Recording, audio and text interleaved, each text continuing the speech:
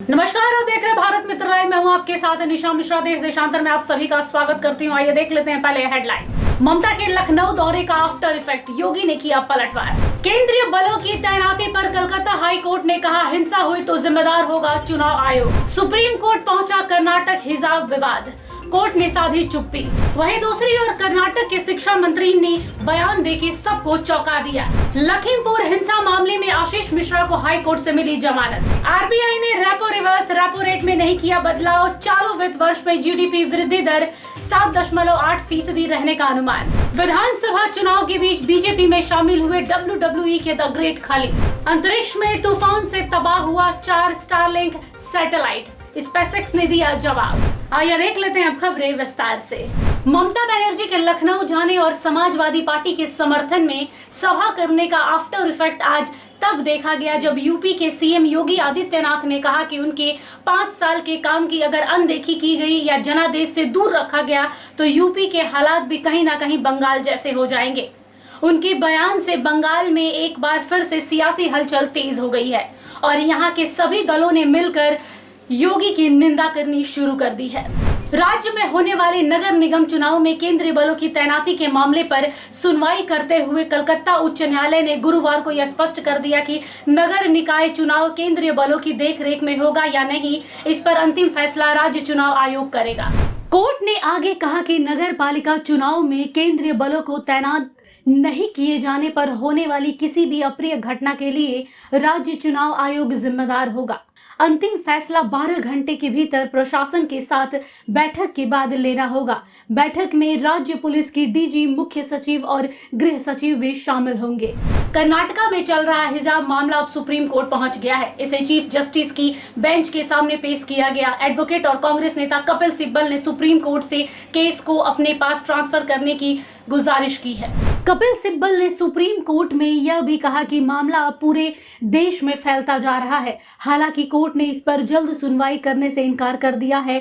Court ने अभी Karnataka high court से इससे जुड़ी याचिकाओं को ट्रांसफर करने से भी इनकार कर दिया है।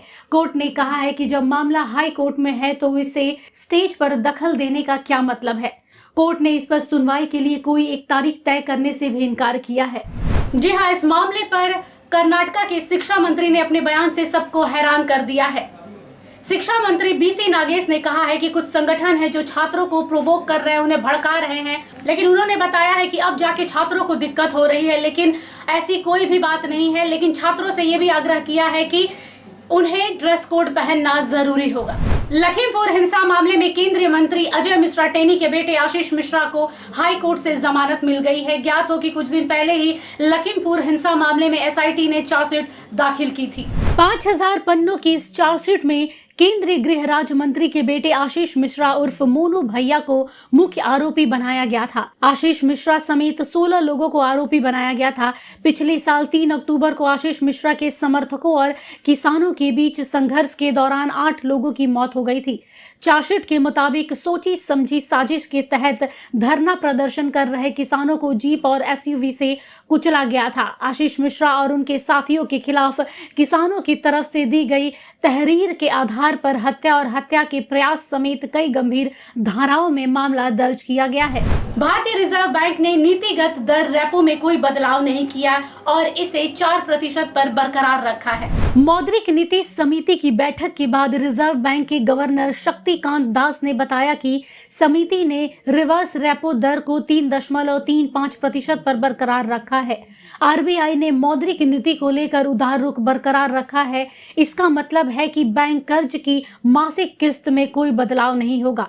आरबीआई गवर्नर के अनुसार वित्त वर्ष 2022 और 23 में जीडीपी वृद्धि दर 7.8% रहने की उम्मीद है। रेसलर खली भारतीय जनता पार्टी में शामिल हो गए हैं। खली ने दिल्ली स्थित बीजेपी दफ्तर पार्टी से सदस्यता हासिल की है। खली हिमाचल प्रदेश के रहने वाले हैं। उनका असली नाम दिलीप सिंह राणा है। द ग्रेट खली ने कहा कि बीजेपी ज्वाइन करके उन्हें बहुत अच्छा लग रहा है।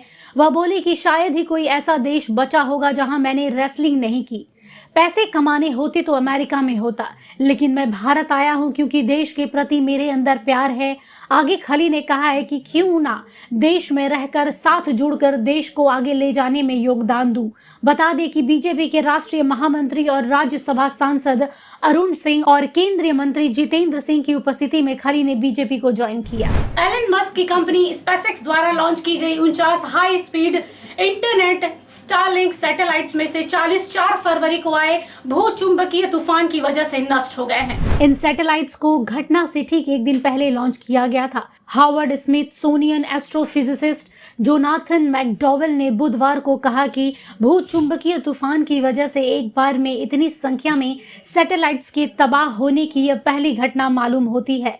एलन मस्क की कंपनी ने एक बयान जारी कर कहा है कि अभी इन सैटेलाइट से कोई जोखिम नहीं है, क्योंकि सैटेलाइट्स बगैर किसी धातु के बने होते हैं। ऐसे में अगर वे पृथ्वी की कक्षा में प्रवेश करें तो जलकर राख हो जाएंगे। इन सैटेलाइट्स को 3 फरवरी को लॉन्च किया गया था।